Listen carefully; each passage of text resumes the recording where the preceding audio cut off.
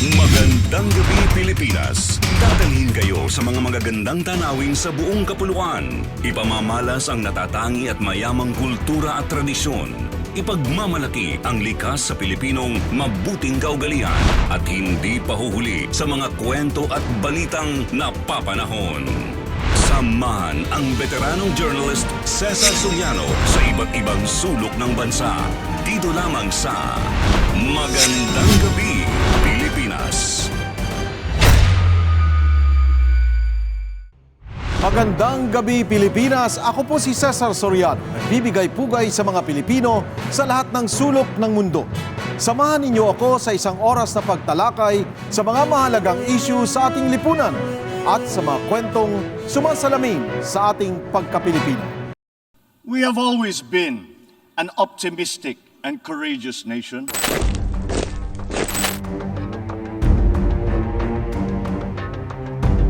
Despite the enormity of these challenges, mga makinarias sa investor. we believe that solutions are within our collective grasp.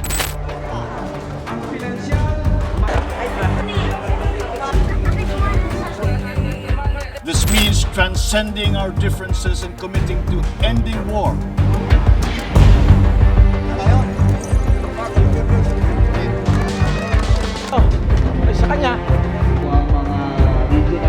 Upholding justice, respecting human rights,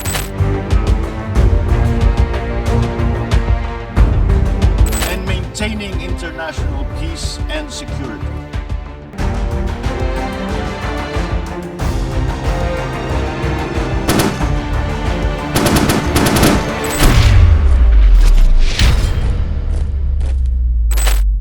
Welcome His Excellency Ferdinand Romualdez Marcos.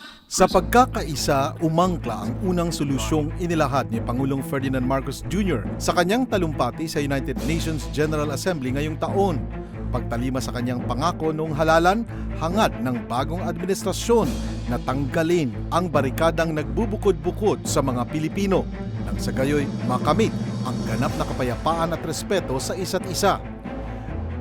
Sa pag-upo ng bagong administrasyong Marcos, nananatili ang dekadekadang suliranin sa usaping panloob at panlabas na seguridad ng bansa. Bagamat lubhang humina ang puwersang sumusubok sa kapayapaan sa nakalipas na termino, hindi nagpapakampante ang bagong punong ehekutibo. Bagkus, layo nitong palakasin panglalo ang depensa ng bansa.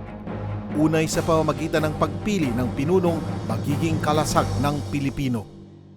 Noong 8 ng Agosto, ng opisyal na itinalaga bilang bagong Chief of Staff ng Armed Forces of the Philippines si Lieutenant General Bartolome Vicente Bacaro. Bukod sa pagiging ika-58 Chief of Staff at unang na-appoint bilang pinuno ng AFP sa ilalim ng Administrasyong Marcos, si Lieutenant General Bacaro rin ang kauna-unahang hepeng nakatanggap ng fixed 3-year term alinsunod sa Republic Act 11709. Sir, I will not take this responsibility lightly. I am fully aware that the challenges that would beset me will be undaunting, but your trust and confidence will remind me to keep faith on your vision for this country. Graduate ng Philippine Military Academy, Maringal Class of 1988. Iba't ibang command at staff positions na ang napagdaanan ni General Bacaro. Pinaka hindi malilimutan na marahil ay ang pagiging commanding officer nito ng 6th KA Company ng 21st Infantry Battalion sa Isabela sa panahong kaliwat kanan ng operasyon ng pamahalaan laban sa NPA. Ang ipinamalas nitong kagitingan sa gitna ng 10 oras na bakbakan laban sa 150 armadong rebeldeng NPA na umatake sa bayan ng Makunakon noong Pebrero taong 1991 ang siyang nagbigay daan upang gawaran ang nooy tinyente ng Medal of Valor. Maliban dito sa pagpapatuloy ng kanyang military career, samot-saring pagkilala pa ang natanggap nito patunay sa kanyang kakayahan sa tungkuling operasyonal at administratibo. It is certain that we have chosen the right leader in General Bacaro to lead the AFP as it marches forward and undertakes a new journey that would eventually pave the way for a much improved and stronger AFP in the days ahead. Sa higit 3 dekadang karanasan sa serbisyo, batid ni General Bacaro ang tunay na problemang kinakaharap ng bansa sa usaping seguridad. Lalo pat ang hanay kung saan nabibilang ang kanyang nakasagupa, 30 taon na ang nakalilipas, ay nananatiling naghahasik ng kaguluhan at pilit na humahadlang sa inaasam na kapayapaan. Sir, diretsahan po tayo. The Armed Forces of the Philippines has pronounced that the insurgency in the country is waning. Paano po natin to i-qualify when we hear battles in Negros Oriental, in Mindanao, mayroong mga pag-attacking NPA. How do we qualify this? Well, let me start by saying yung ating mga gains is very tangible. Yung may mga tinatawag tayong power factors ng ating mga kalaban, ng ating insurgency. And itong power factors na ito come in the form of their manpower, yung kanilang mga armas, yung kanilang suportang natatanggap sa mga komunidad, and yung mga resources na nakukuha nila. Sa 4 na item na ito, masasabi natin na napakalaki na ng gains na kukuha ng AFP in terms of the reduction of their strength. Very, very tangible.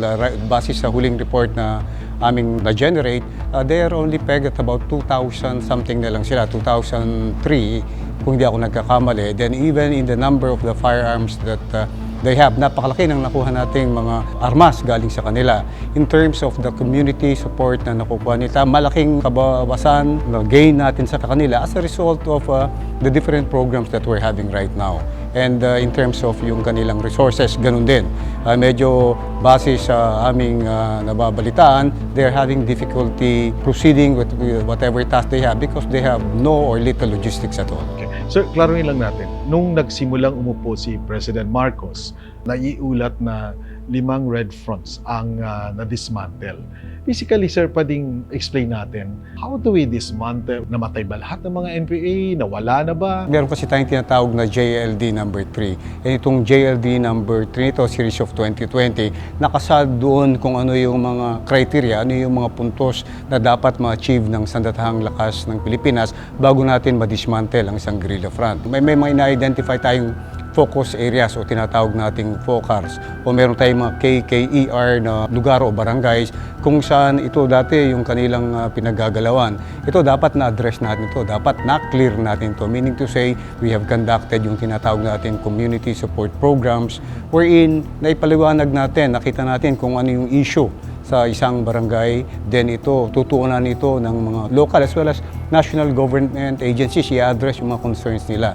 And you know, ang activity ito is yung tinatawag natin activity under the ambit of the National Task Force in Ending Local Communism. Ang idea nito is yung tinatawag nating whole of nation approach wherein makikita natin lahat ng ahensya ng gobyerno ay kasama sa pagtugon sa mga problema ng ating mga kababayan sa barangay. Second is napababa natin yung lakas, armadong lakas ng mga grupong ito sa isang area, sa isang komunidad. And we babase dun sa nakasad sa JLD number 3, it is the reduction of their strength to the smallest formation, which is 1 squad. Kung sila ay 50, mapababa mo sila sa squad level mga 9 hanggang 12. That doesn't mean na kapag when we say it's dismantled, inactive na, sir. Yes, in a way, inactive na sila, insignificant Okay. na sila dun sa area. They can no longer pose a major threat. They are no longer considered as a major threat in the area. How would you describe the recent attacks in Negros, in Las Navas? May mga sundalo tayong napatay. Oh, yes, yes. Oh. How would you describe this? You're referring to the area of the 3rd Yes, sir. Infantry Division.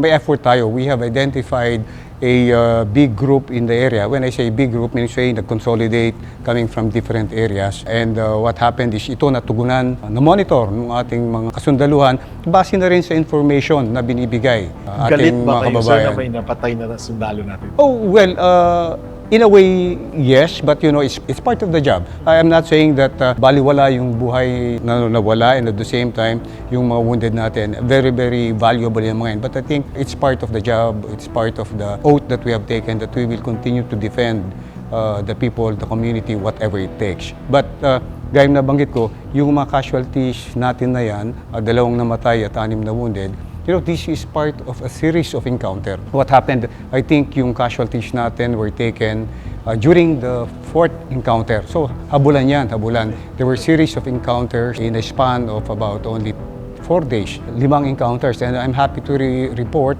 that during the fifth encounter, we were able to get the commander no, nung kanilang unit dun sa area. This is a great accomplishment, great stride for us. But nonetheless, we will not continue running after the enemy. So we have a thinking enemy. But kaya sabi ko, we'll continue doing some counter-actions with the end state of really driving them away from the... How would you describe this, sir? Very daring. Talagang they're still really out to sow terror. Can we say that itong Samar ay isang sakit pa rin ang ulo natin dito sa nangyayaring ito? No, actually, it's not a camp. It is within the center of the barangay. Okay. Yung ating mga kasunduluhan were occupying barangay hall. It's not really designed for na may mga fighting positions on and so forth. But let me just clarify that the intent ng mga kasundaluhan natin doon is just reach out to the community, try part of our sustainment activity. This is part of yung tinatawag nating activities or programs under NTF-LCAC, wherein that is the role of the soldiers. We trigger some actions doon sa community by asking the people what they need. And as a feedback, we provide it to the different agencies. And napakaganda nito, napakaganda. But ito, inatake sila while doing that. And as a matter of fact, there was one casualty.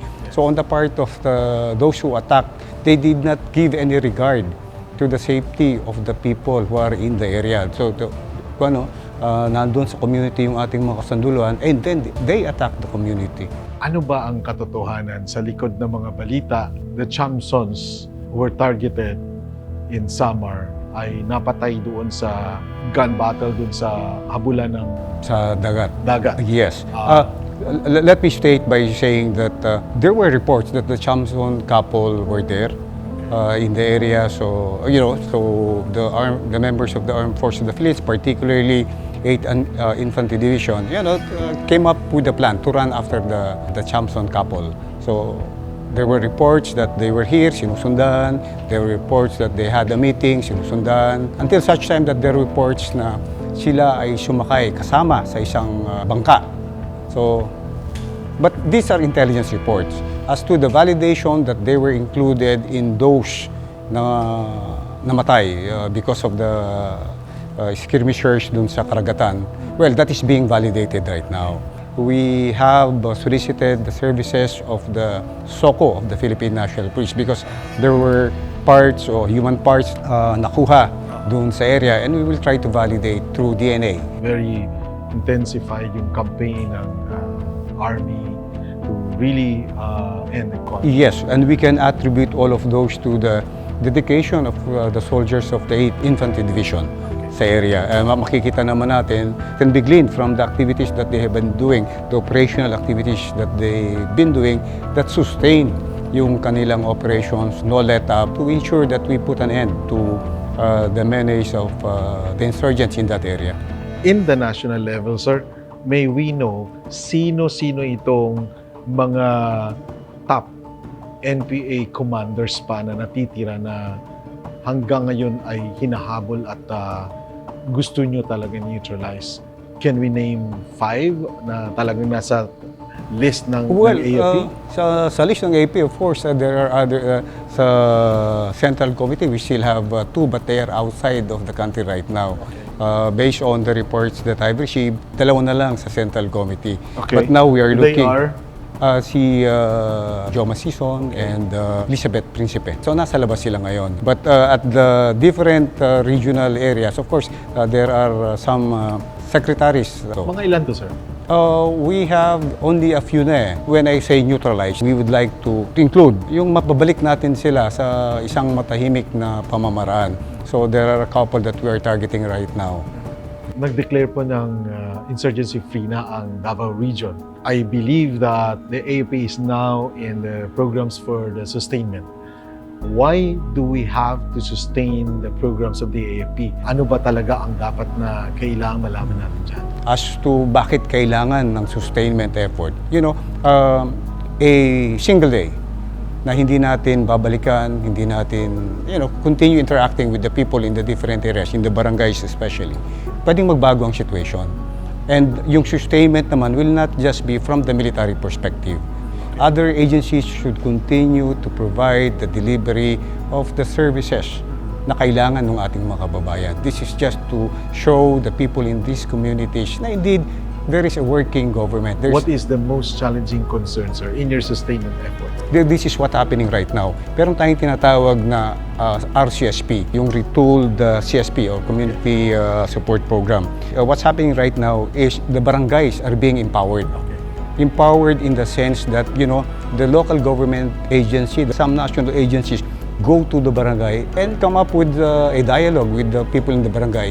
And ang tao sa barangay ang nag-identify kung ano ang needs nila. Now, kung kasabihin nila na kailangan ng kalsada, then roads ang ilalagay sa kanila. Kung kailangan ng patubig, patubig ang ilalagay sa kanila. And that's the beauty of what we have right now. Itong problema sa sustainment, sir, kasama na itong mga ECLIP program, Oh, yes. happy homes, and all those things. Pero may isang instance, sir, nagbisita kami dun sa isang kampo. May nagreklamo na nag-surrender na ng firearms nila, hindi pa daw sila nabayaran. Kaya hanggang ngayon, medyo parang alangan yung iba, mababayaran ba ako o hindi? How would you answer that, sir? Well, yung programa kasi does not fall on the shoulders of the armed forces alone. There are other agencies of government that provide the different services. Like for example, yung mga pangakong livelihood, yung mga pangakong remuneration. Well, yung sa livelihood, I think even DOLE, DSWD, and other agencies provide some livelihood services or packages para sa ating mga kasamahan. And sometimes, ang isang pinakamalaking constraint dyan is the availability of documents. But you will admit, sir, that there's a delay. Oh yes, there's a delay. And of course, it has been a ongoing At nakakahamper ito sa programs sa right programa. now. Yes, and but nonetheless, the government, I believe, is very serious in providing all of this commitment. Ito ngayon, maraming nagtatanong kasi parang hindi na masyadong naramdaman ng iba't ibang sektor ang halaga ng NTF-ELCAC. Maraming nagtatanong, may funding pa ba? Kasi naririnig na kinuha na ng funding sa Senado. Meron pa bang ELCAC? Ano ba ang dapat malaman ng mga tao sa pagpapatuloy ng usapin para sugpuin ang konflikto sa ilalim ng pamamahala ni Pangulong Bongbong Marcos? Sasagutin po yan ni General Bacaro pagkatapos po ng ilang paalaala. Magandang Gabi Pilipinas! Sa pagpapatuloy ng gyera kontra droga, ibang atake ang paiiralin ng Administrasyong Marcos. Wala na bang bloody war? We look at the drug problem in the Philippines, and it is a significant one. Let us adjust our focus. Kung ano yung naiwanan ng administrasyon na level ng droga, dapat mag-level up tayo. So wala tayong sinisino kung sino ang nagkasala. Kasama si Ceasar Soriano, alamin mula mismo kay PNP Chief General Rodolfo Azurin ang plano ng administrasyon para sugpuin ang iligal na droga, kriminalidad at insurhensiya. Anong klaseng estratehiya ang pinananaig ng pambansang pulisya sa pagganap sa kanilang tungkulin? We keep on challenging the status quo. There will always be one best way to approach any problem. Ang bagong taktika. Isyu One-on-One. November 13, Linggo, 5:15 to 6:15 p.m. dito lang sa PTV. Magandang Gabi Pilipinas!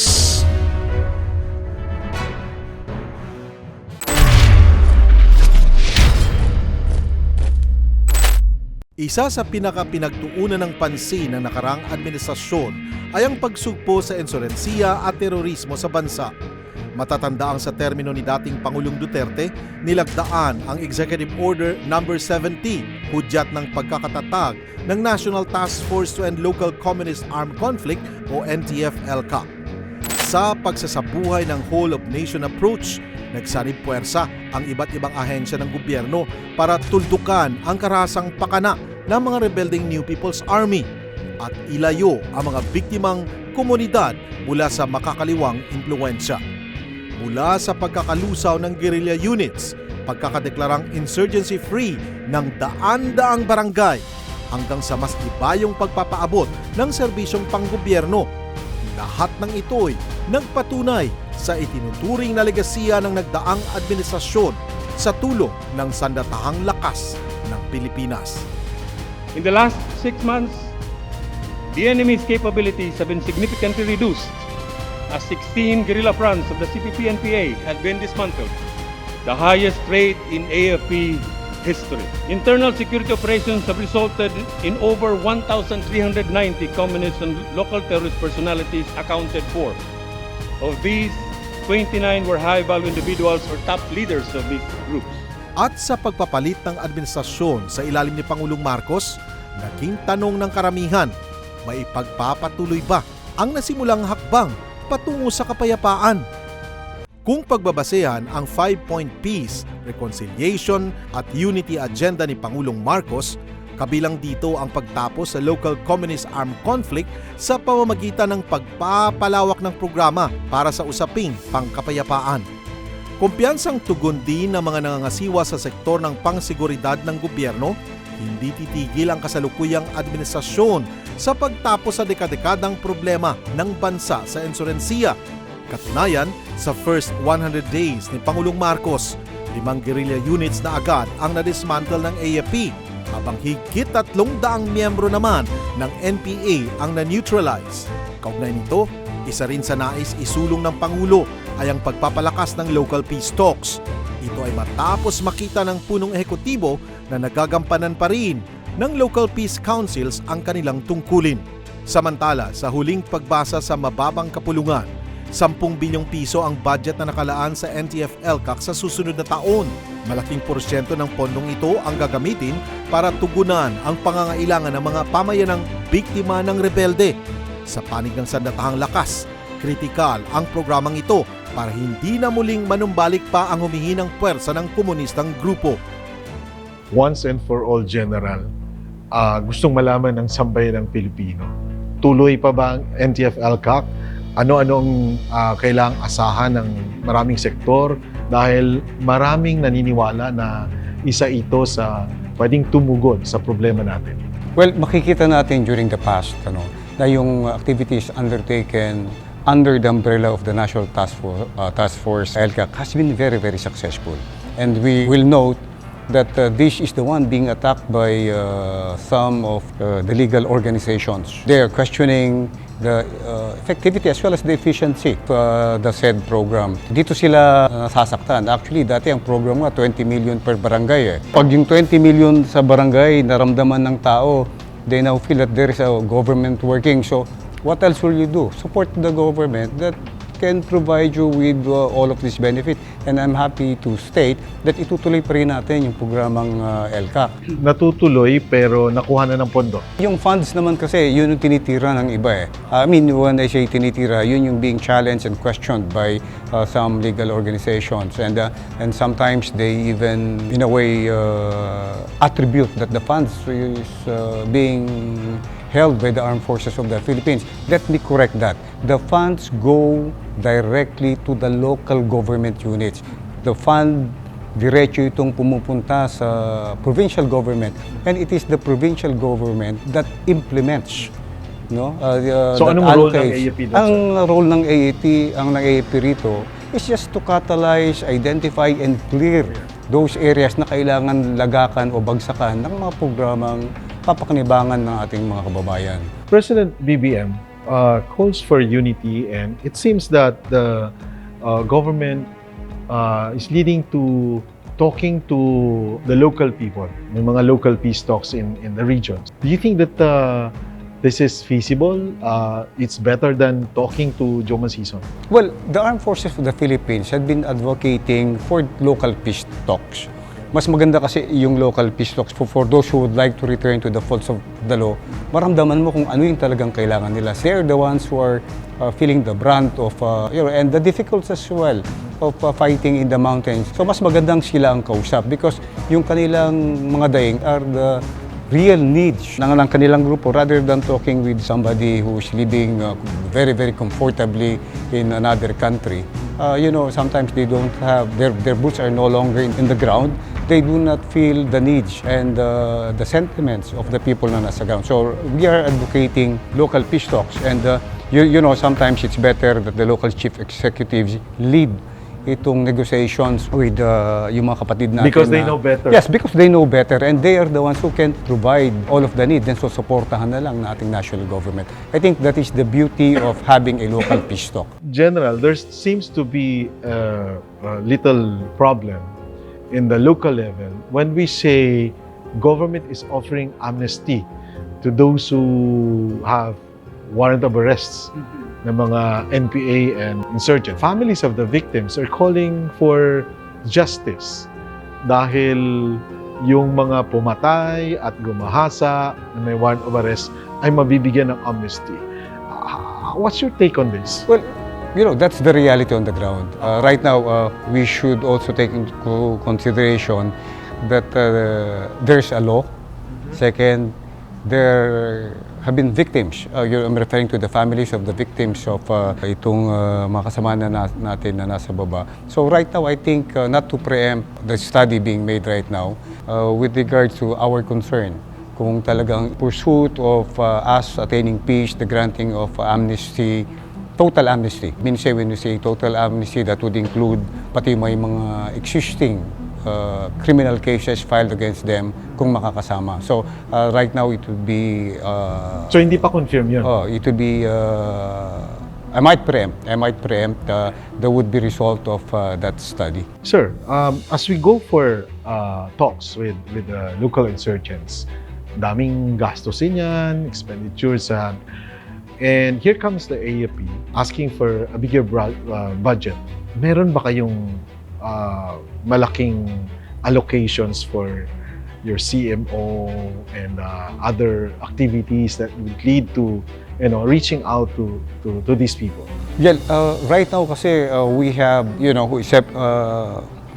by lumps yung aming budget. Mean to say, there is an allocation for all of the budget that we have. But I would like to categorically state that yung aming operational budget, there is an allocation that is intended to support yung activities that is trying to reach out with those na nasa kabila pa right now, trying to support. Malaki-laki din, sir? Yeah, substantial yan. Substantial yan. It's part of our operational fund. But of course, the need of our brothers na bababa, we cannot determine kung ano yung exact needs. But on the part of the Armed Forces of the Philippines, the basic, pag nagbalik loob sila, the basic requirements for their immediate needs, even yung the need for hospitalization, the need for them to stay in a safe place, their food, their whatever, personal necessities and all of these things, this can be provided. We have funds for that. Do we have a timeline for your sustainment program? Meron ba tayong targets na ito hanggang ilang taon na lang yung insurgency dahil tapos na tayo rito? Target for sustainment. Yung sustainment kasi as we defined it is continuing. Okay. So hindi matatapos yan? Hindi matatapos yan. Even at a point na wala na sila, very small na lang yung grupo, we need to continue sustaining. Baka mag-recruit ulit. Right now, we are saying that the rate of neutralization in terms of yung pagbaba ng numbers nila is higher than the rate of recruitment right now. That is a reality. So, we need to conduct sustainment activities even beyond dun sa sabi natin na we have reduced them to a inconsequential level. Because, gaya sabi ko, they are like a living matter that pag madagdagan sila, they can continue they can continue to grow. But I think that their growth can be deterred by a sustained effort, separate them from their targeted communities. You said the insurgency is waning, but aren't you worried of the present situation right now? Baka gamitin na naman ito ng mga makakaliwa that mataas na naman yung mga bilihin, ang daming problema ng bayan, mas mataas na utang mula sa ibang bansa, and all these problems plaguing the country right now. Are you somewhat worried about these problems na sana hindi malihis ang pag-iisip ng mga tao? Well, I think we have a president right now who is trying to address all of these problems. I think di lamang tayo ang bansang Pilipinas ang nakakaramdam nito, but other countries as well. This is brought about by our experience in the past 2 years, particularly on pandemic, that, you know, as a result of this pandemic, there is a downtrend in terms of our economic gains and a lot of things. So I think we are not the only ones feeling the effects of the pandemic. And you can see the trust of our president, even in his State of the Nation address. I think what he really articulated is the need to boost our economy.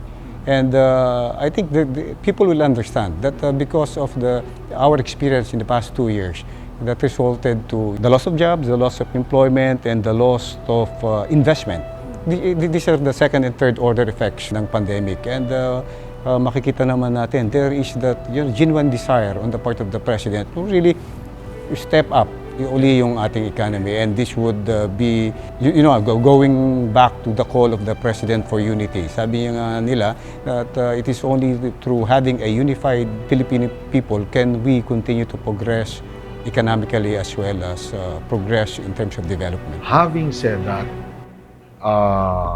the insurgency is waning. Can we categorically say we will now focus on the territorial protection of our country? Kasi tapos na tayo dito sa sigalot internally. So, is it high time now to go deeper on protecting our territories? Sasagutin po yan ni Jer Bacaro pagkatapos po ng ilang paalala. Magandang Gabi Pilipinas! Sa pagpapatuloy ng gyera kontra droga, ibang atake ang paiiralin ng Administrasyong Marcos. Wala na bang bloody war? We look at the drug problem in the Philippines, and it is a significant one. Let us adjust our focus. Kung ano yung naiwanan ng administrasyon na level ng droga, dapat mag-level up tayo. So wala tayong sinisino kung sino ang nagkasala. Kasama si Ceasar Soriano, alamin mula mismo kay PNP Chief General Rodolfo Azurin ang plano ng administrasyon para sugpuin ang iligal na droga, kriminalidad at insurhensiya. Anong klaseng estratehiya ang pinananaig ng pambansang pulisya sa pagganap sa kanilang tungkulin? We keep on challenging the status quo. There will always be one best way to approach any problem. Ang bagong taktika. Isyu One-on-One. November 13, Linggo, 5:15 to 6:15 p.m. dito lang sa PTV. Magandang Gabi Pilipinas!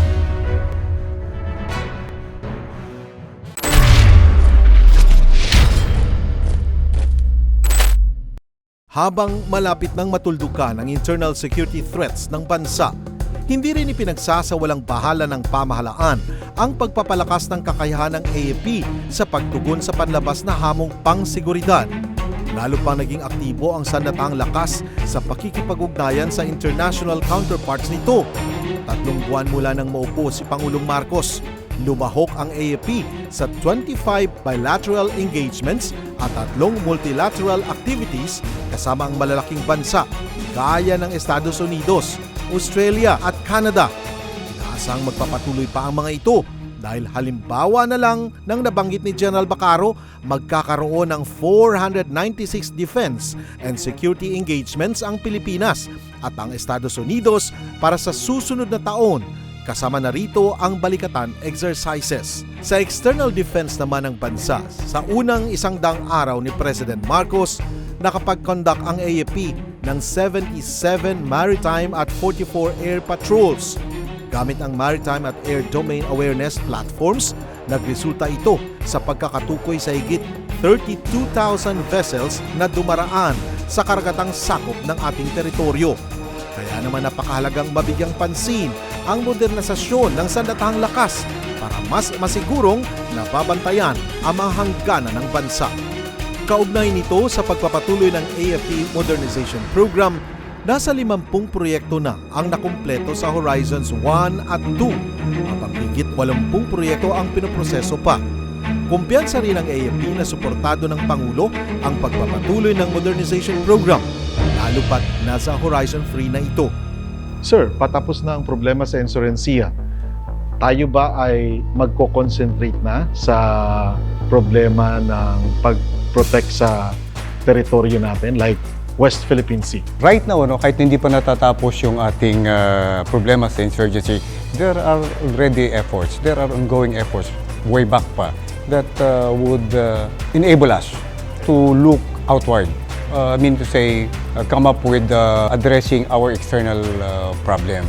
So, there are two mission areas. One is internal and external defense. Internal, naayos na natin. So, right now, we are looking at the external defense. We have yung modernization natin. We have 3 horizons, Horizon 1, Horizon 2, and Horizon 3. Horizon 1 would specifically address yung internal threat natin. Then gradually shifting towards, having a 100% capability in addressing yung internal natin.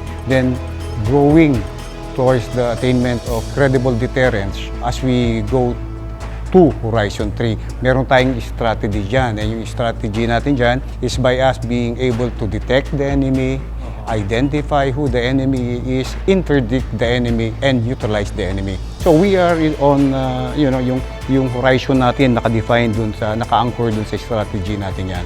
And we are happy to state that Horizon 1, we are almost complete, 66% right now, and will be 100% by 2026. Kasi ito, yung mga programa kasing ito, it's a continuing activity.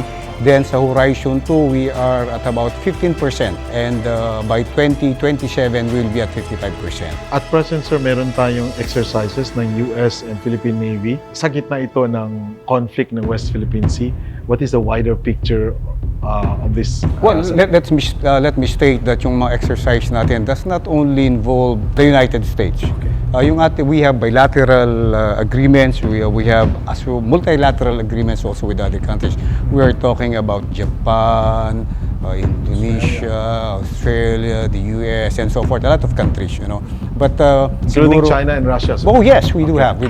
Biggest kasi dyan is the balikatan. That's what we're having right now. As a matter of fact, we just came from a meeting with our counterpart, Indo-Pacific Command, and we have laid down about almost 500 activities. But yung activities na yan can come in the form of not just yung malakihan, exercises at sea, but it will also include trainings on land, engineering capability activities, so on and so forth. So napakarami. This is being vetted right now, and it will involve a total of about 15,000 soldiers. I think this is the biggest activity right now, the biggest ever balikatan activity that we will be having. Sabi nga nila, it's a very, very robust activity. Robust in the sense that napakalaki nito. And this, I think, is based on the fact that during the past 2 years, wala tayong nagawang activities. So we are trying to maximize this. And of course, the gains that we can derive from here is our ability to operate with our counterparts, with our allies, our ability to leverage in terms of the technology that they have right now. As a matter of fact, I just came from Cebu. And Cebu, we are conducting exercise Sama-Sama and Lumbas.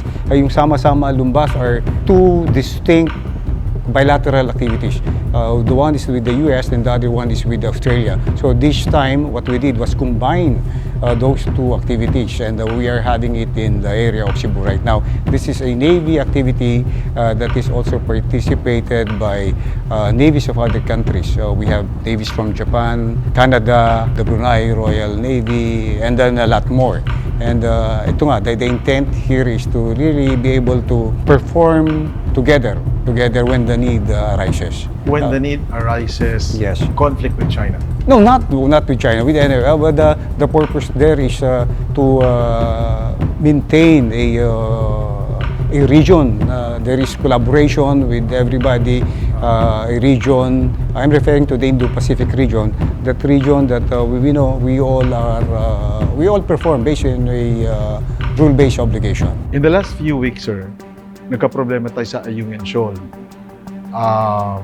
And right now, meron tayong 40 billion na naka-allocate sa modernization program ng Armed Forces. Isa ba ang BRP Sierra Madre na station natin dun sa Ayungin Shoal ang sa mga priority na i-improve, develop, in order to also address the problems of our troops in the islands? Let me answer that by saying that right now, there are ongoing just minor repairs on Sierra Madre, or what we call LS-57. This is the intent to increase the survivability of our soldiers there. So we would like to sustain our presence at the Ayungin Shoal by having LS prolonging or improving Inassure na ba tayo ng condition. China so na hindi maharas yung mga nagre-resupply? I think there were some instances wherein they would challenge the conduct of resupply operations or rotation. We call it RORE, rotation and resupply operations. But successful naman lahat ng RORE natin in the area. We are able to continue providing for the needs of our soldiers. That is in the form of food and water, specifically water, and rotate our troops. Have you formally communicated with China, sir, with the Chinese military on this regard, that we are just on our resupply missions? Well, communicated. Do we have agreement? No, I don't think that is our land. That is ours. So there is no need to ask permission if that is the intent. There's no need to ask permission because that is ours. And we are there to provide sustenance. So guys, sabi ko, to make sure that our soldiers survive, and nobody can deter us from doing that. Some lawmakers have urged President Marcos for more gas explorations in the area, like Recto Bank and all. But because of insistence ng mga China ships, hindi tayo natutuloy dun sa exploration. What's your thought on this? For lack of a better term, they're trying to control the area, but that is ours. That is ours. So, well, we will just wait for a political decision as to what actions will be taken. But sayang yung resources. So we have available resources in the area, and those resources can contribute, again, going back to our earlier discussion on the possible increase of our economic activity. In our modernization program, the AFP, what are expected? Ano ang asahan ng sambayang Pilipino na magkakaroon tayo ng mga bagong... Yan yung dream ng karamihan ng ating mga kasunduluhan, We're looking at us having multi-role fighters. We're referring to planes that we have right now. We're looking at artillery pieces that would provide indirect fires to support our troops. We're even looking at having missiles. Yung missiles natin, it can be shore-based aeroplano, So we also are looking at having better Navy ships to enable us to patrol yung ating sovereign areas, and a lot more, medium tanks and small items. Yung pinaka siguro palaging naririnig ng ating mga kababayan, additional rotary wings such as Black Hawks. Can we say we still have a long way to go in order to fully equip our sandatahang lakas? Well, that would depend on the available funding. No, but right now... But would you ask for more budget, sir, for the military? Well, siguro kung meron pang available, if they can continue to give more to the Armed Forces of the Philippines. Would you insist to prioritize the budget of modernization? More budget? Yes, kung kaya. If we are not that rich of a country, but if they can allocate more for us being able to further improve the level or the status of our modernization, then I think that would be better for all of us. Anong naging leksyon natin, sir, because of the Russian-Ukraine war? May mga bagong sumusulpot na mga idea, the Taiwan conflict and itong China Sea conflict. Anong mga sumusulpot na concerns ninyo na ideas na nababase dito sa Ukraine-Russia war? Well, there are assessments, not coming from us, but there are assessment coming from think tanks. Hindi sa Pilipinas, but sa labas, that this and that, pwedeng gayahin. But tayo, we will just be ready. The point is we must be ready to provide the minimum credible deterrence to protect our country, to protect our sovereignty. I think that is demanded from the Armed Forces of the Philippines. We will die with the last Filipino soldiers standing protecting this country. Pero marami pa rin nagtatanong, sir, saan ba daw ang Pilipinas? Sa Russia or sa US? Ang Pilipinas is nandito sa baba ng Taiwan and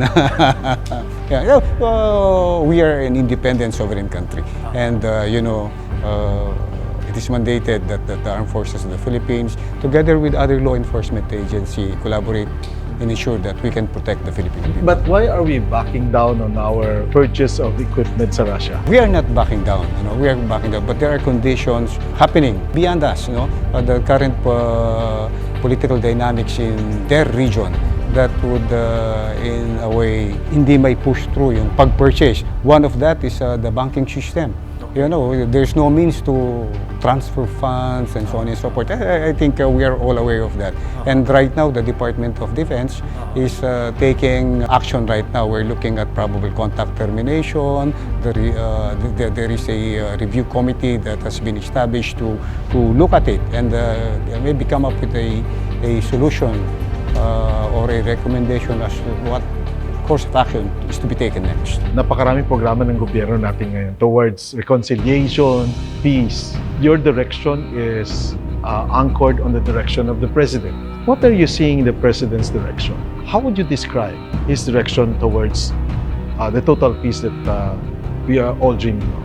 Well, actually, napakaganda nung direction ng ating President. Even before the election, he has called for unity for all. Whatever sector of the society, whatever side of center where you are, we call for unity. And I think everybody would agree that it is only through us, gaya na bagit kanina, being a unified, a people that has a common vision.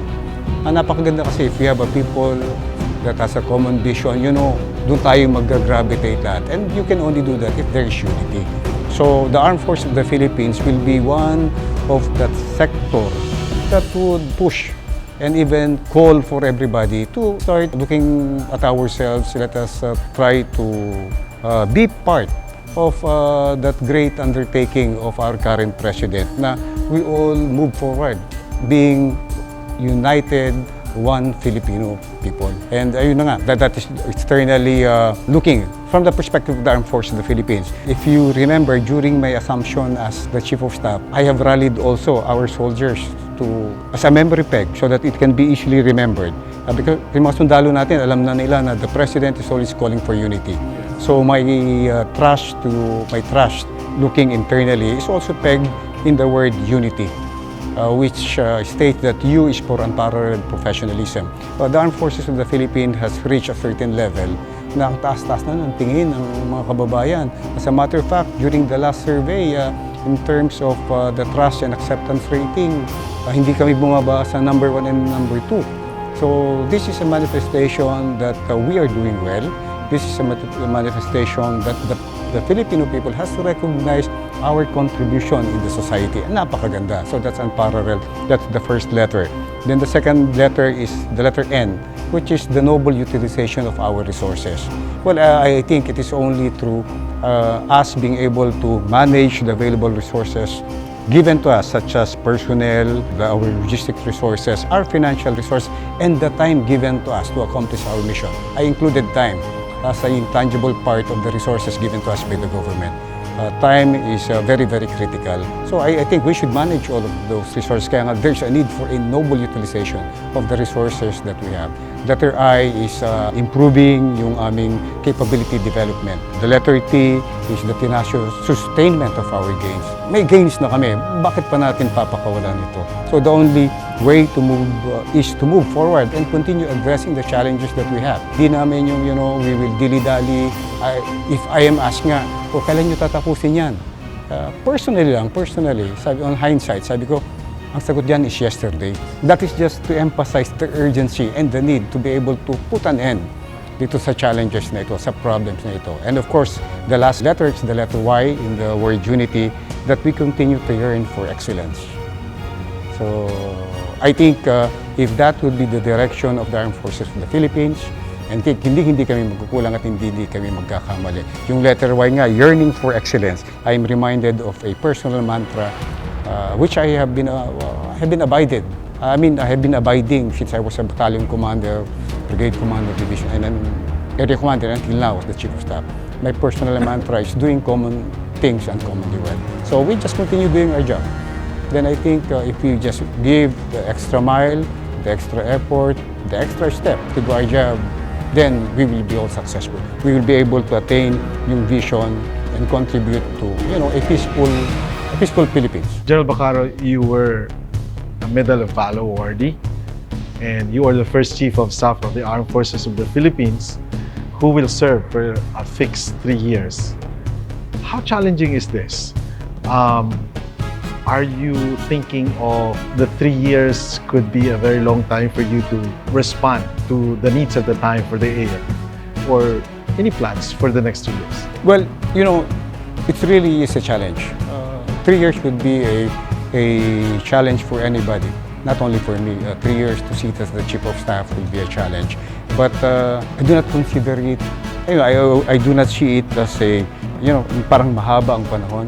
I'm telling myself, as long as I continue to do my job, focus on what I am doing, that 3 years will be very, very short. Parang mayor at congressman din, 3 taon. Yes. So, yung 3 years na yun, continue lang sa trabaho, focus on the job that you have right now, and you continue one step at a time towards the attainment of whatever visions that we have. Of the visions that we have, I think that 3 years, mararamdaman mo later on, parang kulang. And I am very happy that I have competent commanders, I have competent staff, and I have dedicated, committed soldiers on the ground. And I think the 3-year challenge will be made easy by the support that I'm getting from them. Much has been said about accomplishments after 100 days in the presidency of President Marcos. Nakikinig po ang sambayan ng Pilipino ngayon. Ano ang pinakamensahe ng ating AFP Chief of Staff sa mamamayang Pilipino? Well, sa aking mga kababayan, aking pong pinapangako bilang Chief of Staff pinuno ng Sandatahang Lakas ng Pilipinas na patuloy po ang inyong mga kasandaluhan, ang inyong mga marino, ang inyong mga mandaragat at ang inyong mga piloto, mga airmen ay patuloy po yung mananilbihan sa inyong lahat. We have nothing in mind except to continue being of service to the Filipino people and ensuring the safety of everyone. General Bacaro, thank you so much for your time. We hope that lahat ng ninyo ay magtagumpay kayo para sa bayan natin. Maraming salamat din, Cesar, sa pagkakataong binigay mo sa amin. Hindi birong pamunuan ng isang institusyong kritikal ang papel sa pagpapanatili ng kaayusan at pagbibigay daan sa kaunlaran ng bansa. Sandatahang lakas na sinubok na ng kasaysayan, ngunit nananatiling nakatindig bilang magigiting na kalasag ng mga Pilipino. Para kay General Bacaro, hindi maisa sa katuparan ng anumang naisin kung walang pagtutulungan. Kung iisa ang direksyong nais tahakin, madaling makakamit ang bisyon. At sa pagsasabuhay ng pagkakaisa, ang tagumpay ay tiyak na magiging abot kamay.